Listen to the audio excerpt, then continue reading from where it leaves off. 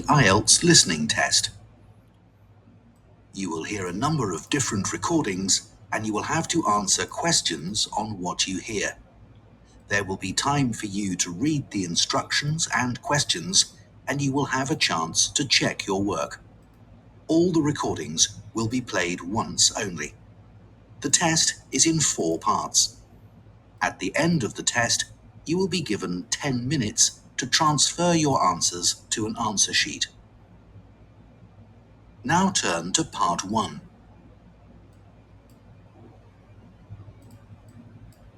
Part 1. You will hear a supervisor in a supermarket talking to a new worker on her first day. First, you have some time to look at questions 1 to 6.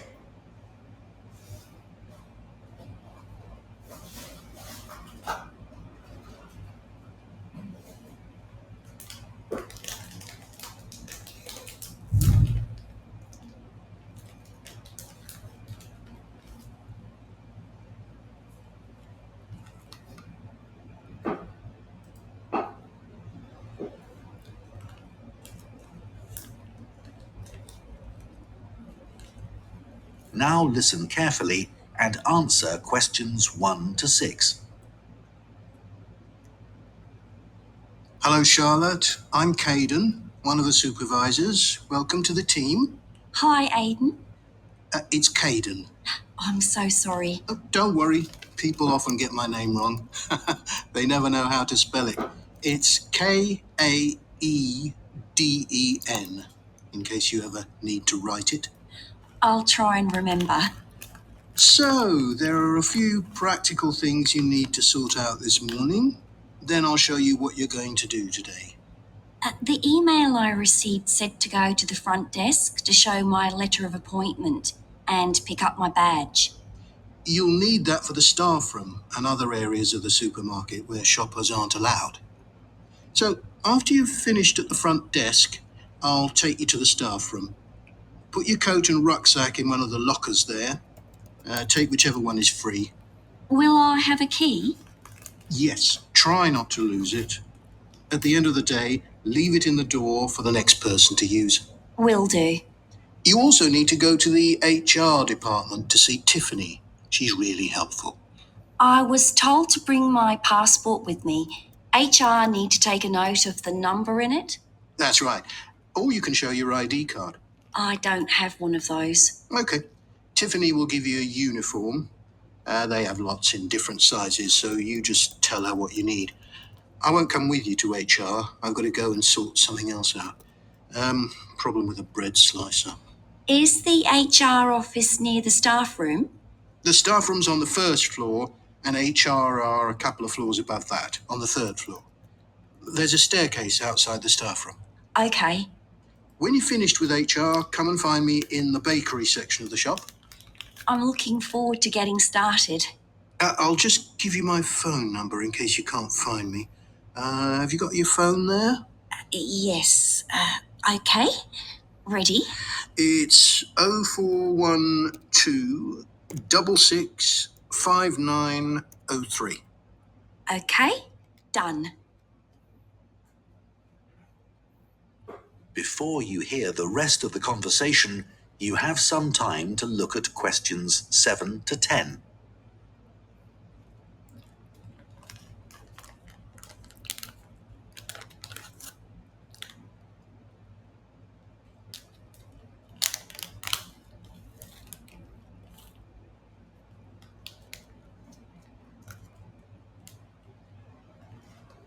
Now listen and answer questions 7 to 10.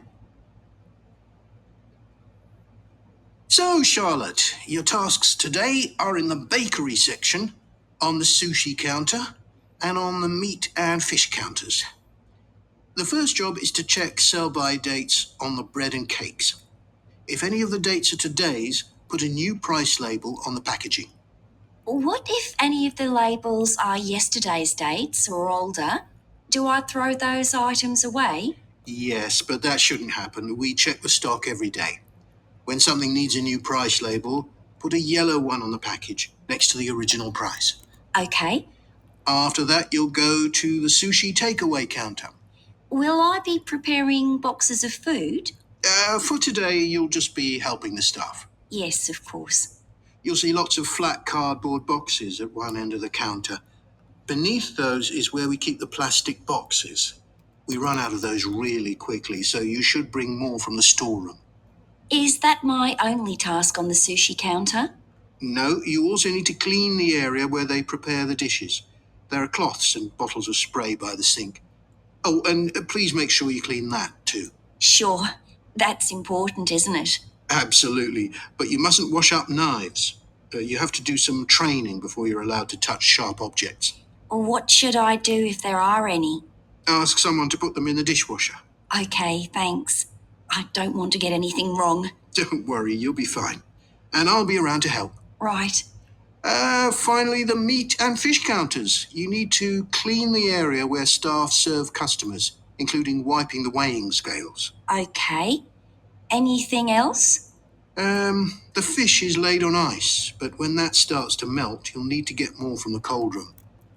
I know the staff on the food counters wear a hat. Will that be the same for me? You won't be serving customers directly, so no. But make sure you put on thermal gloves when you take anything out of the cold room. The temperature's low enough in there to get frostbite from touching things. Understood. That is the end of part 1. You now have 1 minute to check your answers to part 1.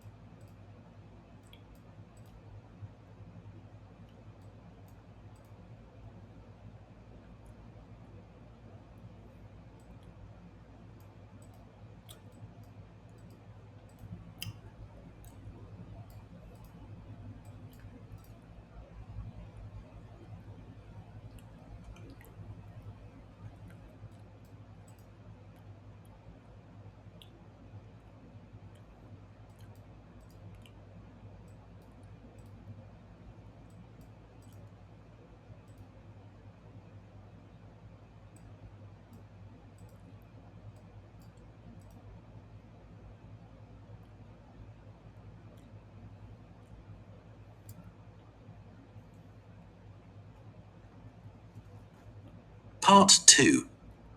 You will hear a podcast by a running coach giving advice about taking up running and giving information about her club.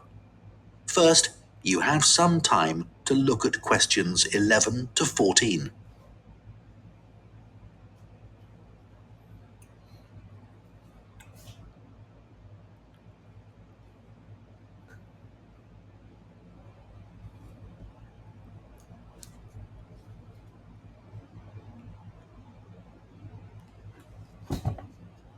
Now listen carefully and answer questions 11 to 14. My name's Liz Fuller and I'm a running coach with Compton Park Runners Club. Welcome to my podcast. If you're thinking about taking up running, I'm here to help.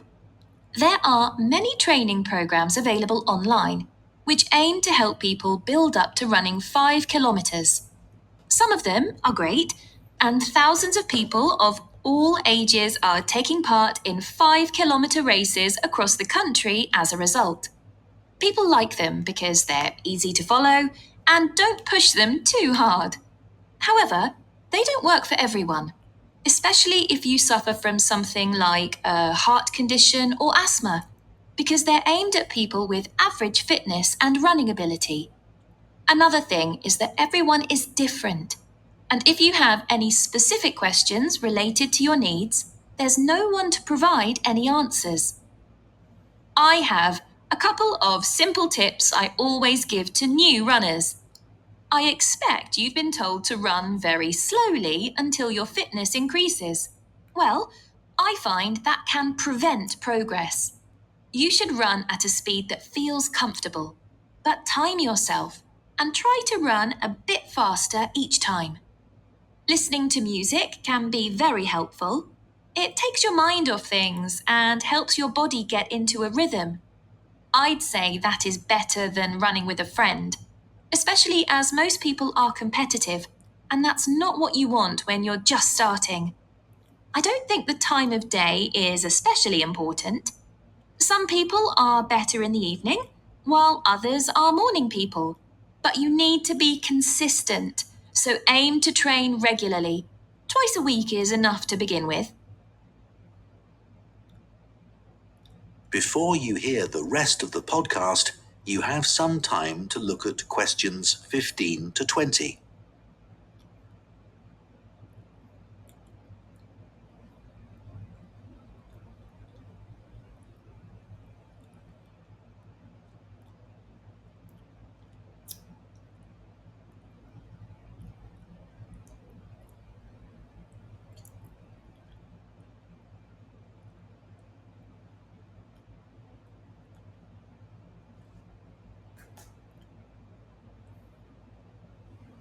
Now listen and answer questions 15 to 20.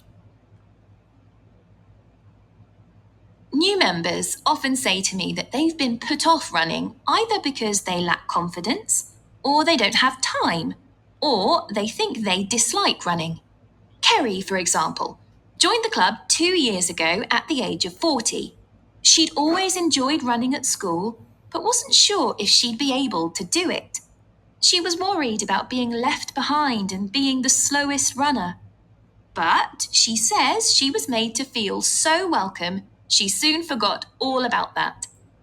James had always hated the idea of running, but a friend encouraged him to come along for a taster session, and he hasn't looked back. He never misses a training session, despite having a really demanding job. Leo was worried about having to commit himself to training sessions every week and wasn't sure he'd be able to fit training into his busy schedule. But after experiencing a lot of stress at work, he came along to us and gave it a go. Now he says he feels much more relaxed and he looks forward to his weekly run. Mark is quite typical of our new members. He's never considered himself to be a sporty person, and it was only when he retired that he decided to take up the challenge of trying to run 5 kilometers. It took him months to find the courage to contact us, but felt reassured immediately, as there were other people his age who were only just taking up running for the first time. My own journey hasn't been easy. I did my first marathon when I was 37, after having had 2 kids. My husband had been running marathons for years, but I never dreamed I'd be doing one with him. I managed to complete it in 4 hours, but I felt like giving up halfway through. It was only the support of the spectators that kept me going. I do think signing up for a race of whatever length is motivating, whether it's 5K or 25K, because it's good to have something to work towards, and it gives you a sense of achievement. I did my first 10K after only 6 months, which was certainly very challenging and not something I'd necessarily recommend. But after you've been training for a few weeks, it's worth putting your name down for a 5K. Some people find they only need a few practice runs before taking part in a race, but I'd give yourself a couple of months at least. Well, I hope that's given you a really good idea. That is the end of part 2. You now have 30 seconds to check your answers to part 2.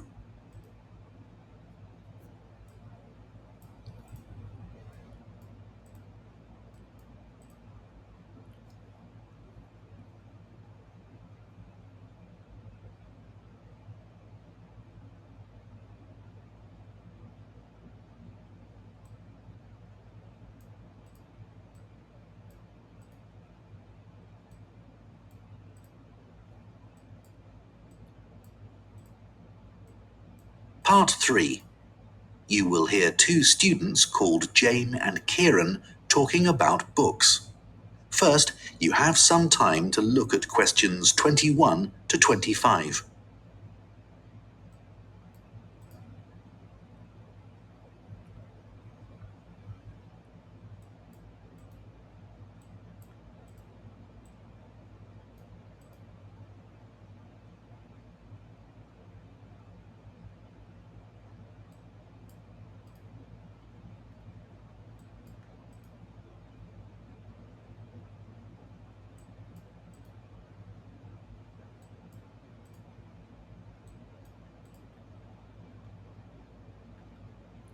Now listen carefully and answer questions 21 to 25. So, Jane, you'll be off to Denmark soon to do your work placement. Yes, I'm really looking forward to it.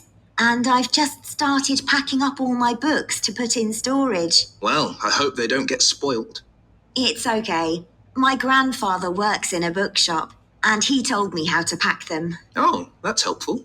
He says you have to support the spine, otherwise the paper can come away from the cover. Yeah, that's obvious. He also told me to pack them flat in the box, not on their side.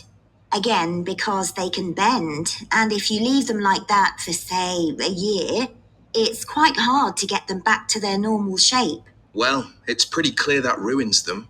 But a lot of people just can't be bothered to protect their books. He always says it's such a shame that publishers don't use better quality paper.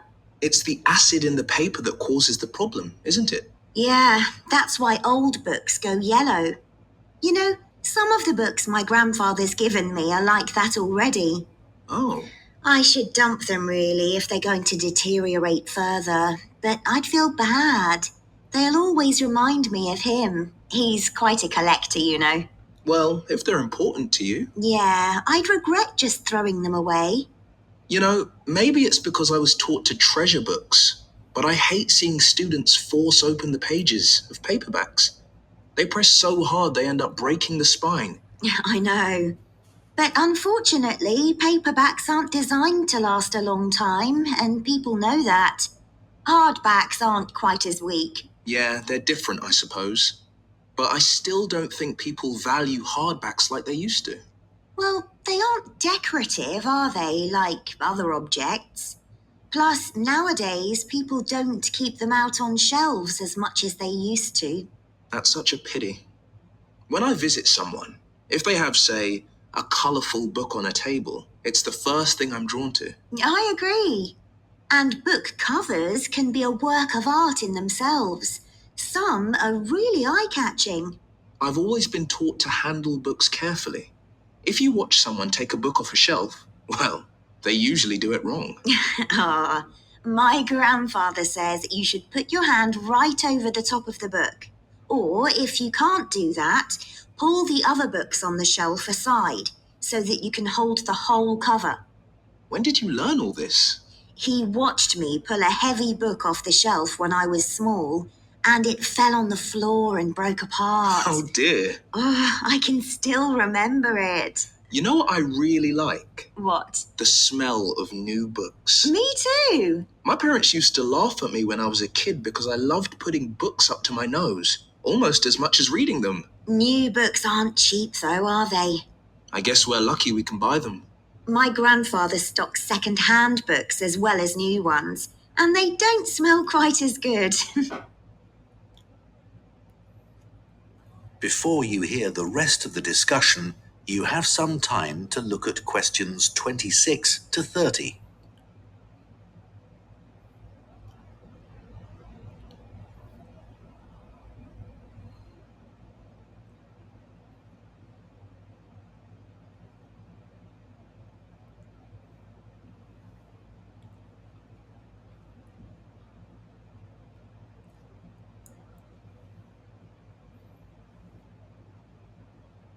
Now listen and answer questions 26 to 30.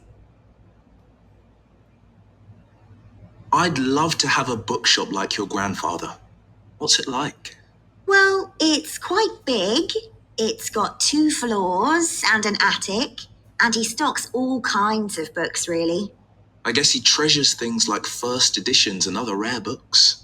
Yeah, you might think he'd keep those in the attic or somewhere. So they'd be hidden? Yeah, but he likes people to know that he has them.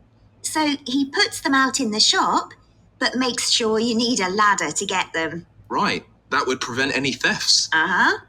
Does he stock books for children? He does. He particularly likes to encourage kids to read. He always says that he used to sit under the stairs as a child with a pile of books and read them all. Is that where he keeps them then? Not exactly. He's got a dedicated area on the ground floor with cushions. so that parents can enter with their toddlers, go there, and spend some time reading to them. Oh, cool. And then there's a place for pushchairs by the front door, and a cafe if anyone needs refreshments. That's good to know. As I said, it's a big shop, and there's a storage area out the back as well. Oh, what does he keep there? Books he wants to throw away? He hardly ever throws anything away. He just leaves unwanted books by the front door for customers to take. Well, that's very nice. Yeah. And books people or institutions have requested, they all go at the far end. Oh. He thinks it's best to keep these out of the main shopping area as they're boxed and new. Did you get your course books from him? Naturally. He stocks books for a lot of the colleges. He used to keep these books on the first floor, but now there's a new university in my hometown. He's moved them downstairs to attract the students. They're actually part of the coffee shop, on low shelves all around it. Pretty central then. You'll have to take me there sometime. That is the end of part 3. You now have 30 seconds to check your answers to part 3.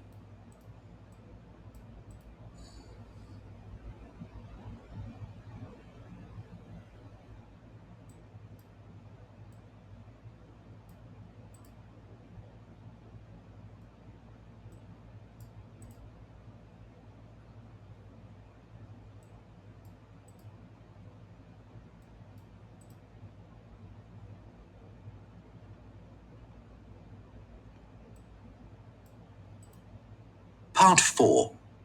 You will hear part of an environmental studies lecture on tree planting. First, you have some time to look at questions 31 to 40.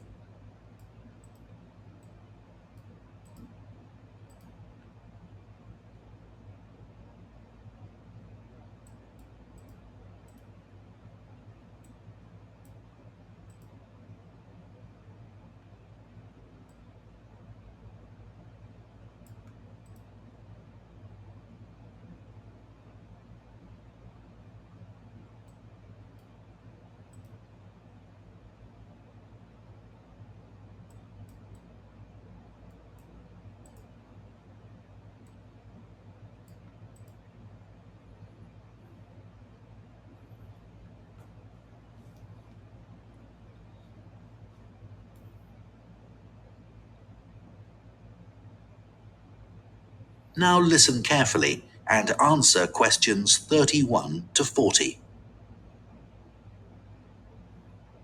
Tree planting now dominates political and popular agendas and is often presented as an easy answer to the climate crisis, as well as a way for business corporations to offset their carbon emissions. But unfortunately, tree planting isn't as straightforward as some people think. When the wrong trees are planted in the wrong place, it can do considerably more damage than good, failing to help either people or the environment. Reforestation projects are currently being undertaken on a huge scale in many countries, and it's crucial that the right trees are selected. A mix of species should always be planted, typical of the local natural forest ecosystem and including rare and endangered species in order to create a rich ecosystem. It's important to avoid non-native species that could become invasive.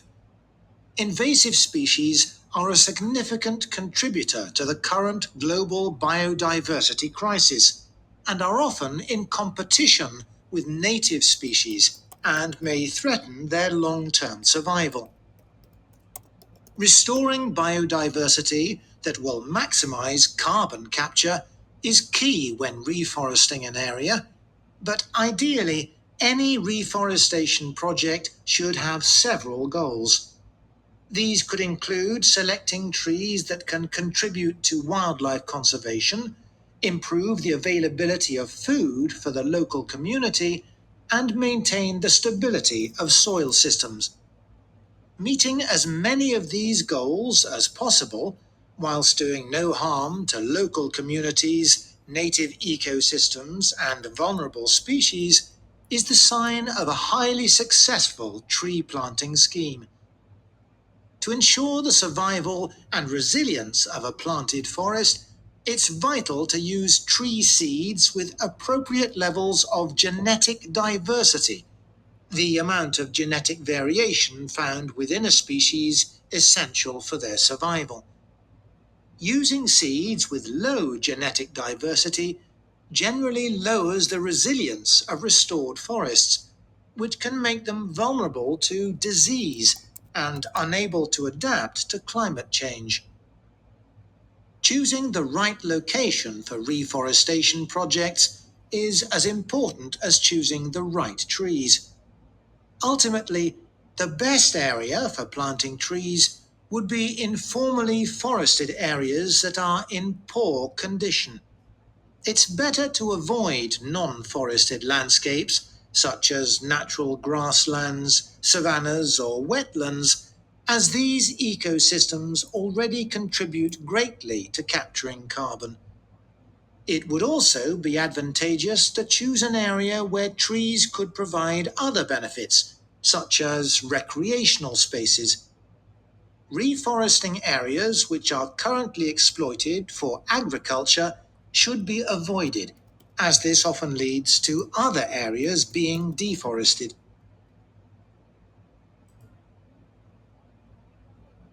Large-scale reforestation projects require careful planning.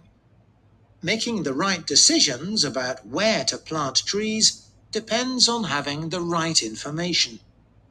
Having detailed and up-to-date maps identifying high-priority areas for intervention is essential. Drone technology is a useful tool in helping to prioritize and monitor areas of degraded forest for restoration. In Brazil, it's being used to identify and quantify how parts of the Amazon are being devastated by human activities, such as rearing cattle and illegal logging. A good example of where the right trees were picked to achieve a restored forest is in Lampang province in northern Thailand. A previously forested site, which had been degraded through mining, was reforested by a cement company, together with Chiang Mai University. After spreading 60 centimeters of topsoil, they planted 14 different native tree species, which included several species of fig. Figs are a keystone species because of the critical role they play in maintaining wildlife populations.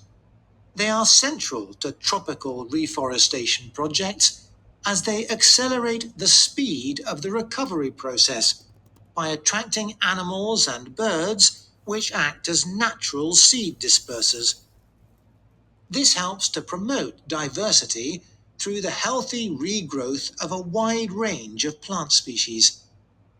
Unlike the majority of fruit trees, figs bear fruit all year round, providing a reliable food source for many species.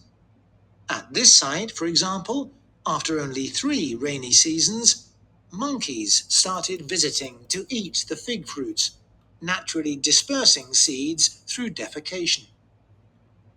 Reforestation projects should always aim to make sure that local communities are consulted and involved in the decision-making process.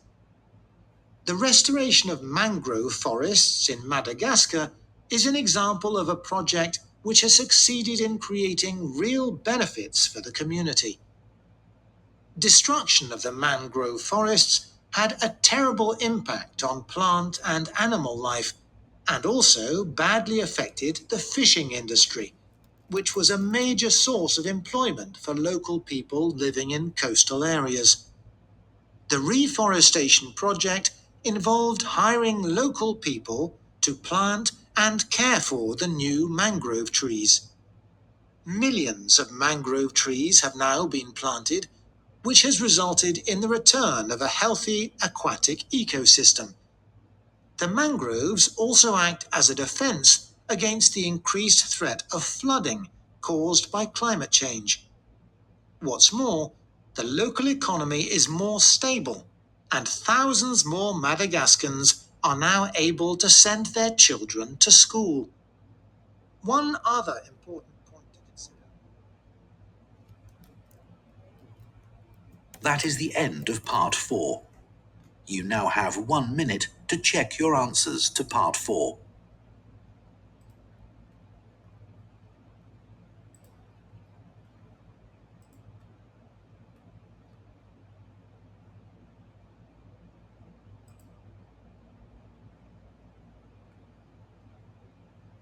Test 4. This is the IELTS Listening Test, Part 2. You will hear a podcast by a running coach giving advice about taking up running and giving information about her club. First, you have some time to look at questions 11 to 14. Part 3. You will hear 2 students called Jane and Kieran. Part 4. You will hear part of an environmental studies lecture on tree planting.